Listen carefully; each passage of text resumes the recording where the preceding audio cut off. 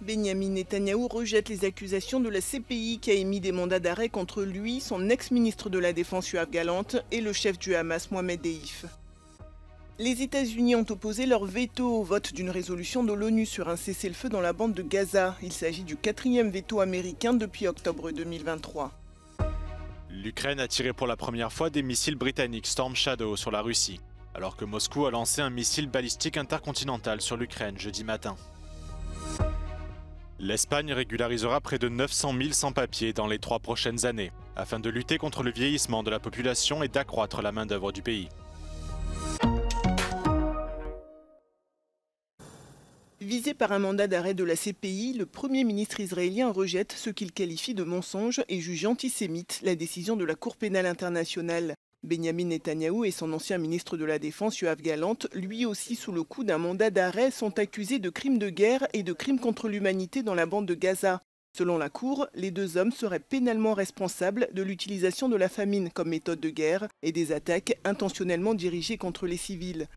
Dans un communiqué publié après l'annonce de la CPI, le Hamas dit saluer une étape importante vers la justice et appelle à ce qu'elle soit pleinement soutenue par les pays signataires.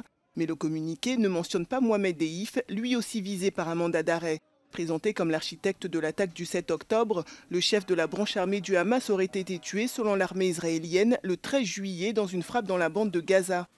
Pour exécuter ces mandats d'arrêt, la CPI doit obtenir la coopération des États qui ont ratifié son statut. 124 pays l'ont fait à ce jour. Les déplacements futurs de Netanyahou et Gallant devraient être compliqués dans certaines parties du monde. La résolution prévoyait un cessez-le-feu immédiat et la libération immédiate des otages dans la bande de Gaza. Le texte, voté mercredi au Conseil de sécurité de l'ONU, a recueilli 14 voix pour et une contre, celles des États-Unis qui ont opposé leur veto. Let me say this clearly. There are still 7 American citizens in the hands of Hamas. We will not forget them. For our part, we will continue to pursue a diplomatic solution that brings peace, security, and freedom to Palestinians in Gaza. Il s'agit du 4e veto américain depuis octobre 2023, une position qui suscite la colère de la diplomatie palestinienne. Maybe for some we have the wrong nationality, the wrong faith, the wrong skin color. But we are humans, and we should be treated as such. Is there a UN charter for Israel that is different from the charter you all have? Tell us. La position de Washington dans ce conflit ne fait pas l'unanimité dans la classe politique américaine. Mercredi, plusieurs sénateurs, dont Bernie Sanders, ont tenté de bloquer une vente d'armes à Israël lors d'un vote. But Prime Minister Netanyahu's extremist government has not simply waged war against Hamas. It has waged an all-out war against the Palestinian people. L'initiative qui a échoué aurait empêché le Pentagone d'envoyer une nouvelle enveloppe de 20 milliards de dollars à Israël. Des frappes israéliennes ont fait plusieurs dizaines de morts dans la nuit de mercredi à jeudi dans la bande de Gaza. Dans le centre et le nord du territoire, qui ont été particulièrement touchés, au moins 66 personnes ont perdu la vie à Beth Laïa, où plus d'une centaine de blessés sont également à déplorer. Dans le nord de la ville de Gaza, ces attaques ont fait au moins 22 morts. D'après les Nations Unies, aucune aide n'a pu être acheminée sur place depuis 40 jours. Selon le ministère de la Santé de Gaza, le conflit avec Israël a fait au moins 44 000 morts côté palestinien en à peine plus d'un an après les offensives menées par l'État hébreu qui ont fait suite aux attaques du 7 octobre. Tsahal indique avoir tué 3 militants dans la ville de Jenin en Cisjordanie lors d'un raid mené il y a 2 jours. Dans le nord d'Israël, un homme a été tué par des éclats d'obus à la suite d'un tir de roquette en provenance du Liban.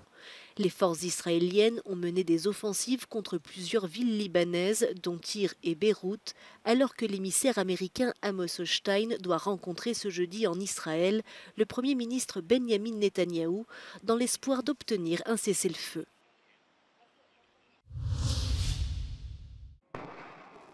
L'Ukraine a tiré pour la première fois sur la Russie des missiles Storm Shadow, une arme à longue portée de fabrication britannique, mercredi. Une information qui n'a pas encore été commentée par Kiev ni par Londres. Mercredi, devant le Parlement britannique, le ministre de la Défense John Healey a déclaré ne pas vouloir dévoiler de détails opérationnels.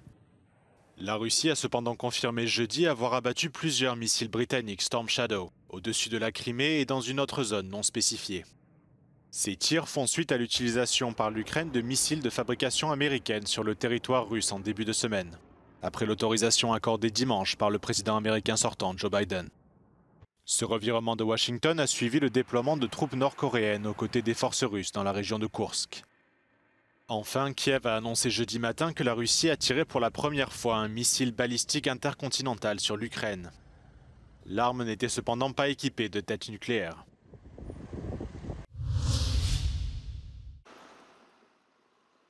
C'est le premier exercice militaire de l'OTAN depuis l'élection de Donald Trump. En Laponie finlandaise, des canons César français tirent aux côtés de lance-roquettes de l'US Army. 3600 soldats de 24 pays ont été réunis pour l'un des plus grands exercices de l'organisation jamais organisé en Europe. Appelé Dynamic Front, il s'agit du premier exercice de grande envergure organisé en Finlande, devenue membre de l'OTAN l'année dernière. Il vise à entraîner l'interopérabilité dans des conditions de froid sur l'un des plus grands champs de tir d'Europe, mesurant plus de 1200 km². Les troupes finlandaises apporteront à leurs alliés leur expertise sur la manière d'opérer dans des conditions de froid glacial sous la neige.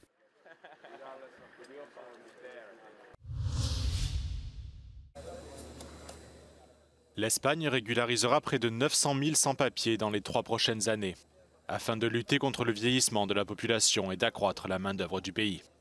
Cette réforme, qui rentrera en vigueur en mai 2025, simplifiera les procédures d'obtention des permis de travail et de séjour, en permettant aux migrants de s'enregistrer en tant qu'indépendants ou travailleurs salariés et en leur accordant des droits supplémentaires en matière de travail. El reglamento abre puertas que antes estaban cerradas mediante 3 llaves: formación, empleo y familia.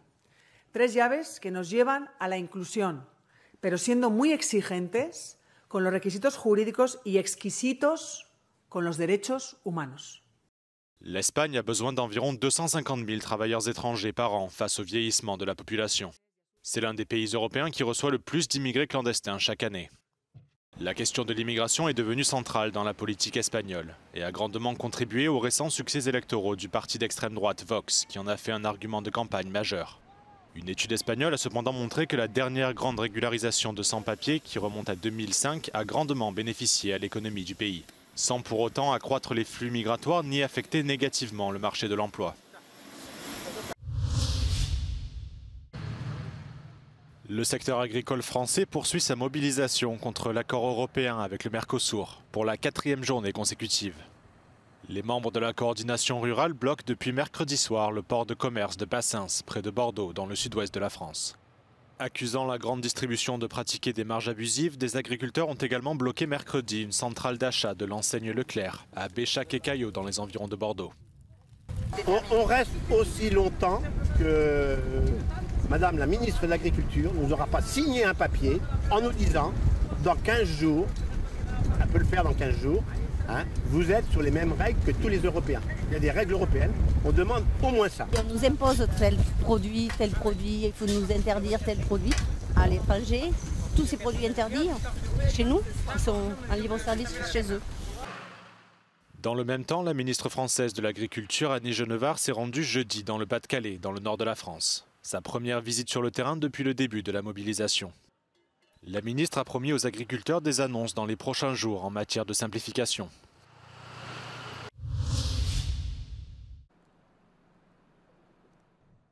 Les premières neiges de la saison sont tombées un peu partout en Europe ces derniers jours et ont recouvert les sommets du signal de Bautrange, le plus haut point de la Belgique. Plus au sud, en Autriche, les chauffeurs de camions ont été obligés de mettre des chaînes à leurs véhicules pour continuer leur route au pied du col de l'Arlberg. Une situation similaire en Pologne, où les autorités conseillent aux automobilistes de mettre des pneus d'hiver.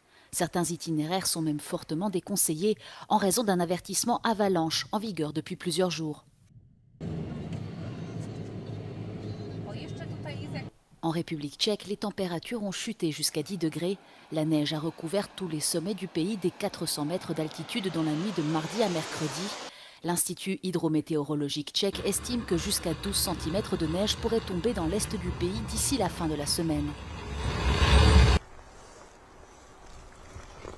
Plus au nord, au Danemark, les chutes de neige ont rendu les routes glissantes, provoquant un accident de camion sur l'autoroute entre les villes de Nyborg et d'Odense.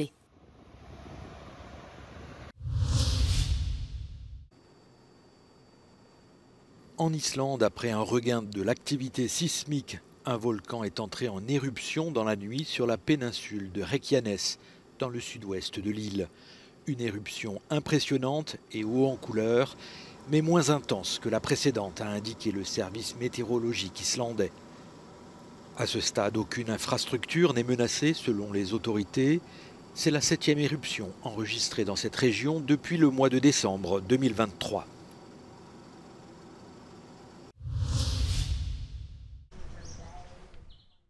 Le changement climatique entraîne une aggravation des allergies au pollen partout dans le monde. La quantité de pollen produite par les plantes a massivement augmenté depuis les années 80, exacerbée par les niveaux plus élevés de dioxyde de carbone dans l'atmosphère. Les allergies sont désormais plus sévères et plus fréquentes, y compris dans le nord de l'Europe. Vi følger jo selvfølgelig hele tiden udviklingen her. Og det der ligesom er det nye, det er, at vi også begynder nu at se udbrud her i Tyskland, så det rykker jo længere og længere nord. Les conditions plus chaudes et plus humides entraînent également une augmentation d'autres infections et virus. Og flåter kan få bedre betingelser for at leve i varmt og fugtigt vejr, og de kan så smitte mennesker med forskellige eksotiske virus. Traditionnellement saisonniers, les symptômes des allergies se manifestent désormais toute l'année pour les personnes sensibles au pollen. Selon l'Observatoire européen sur le climat et la santé, près de 40% des Européens souffrent d'une allergie légère ou sévère au pollen.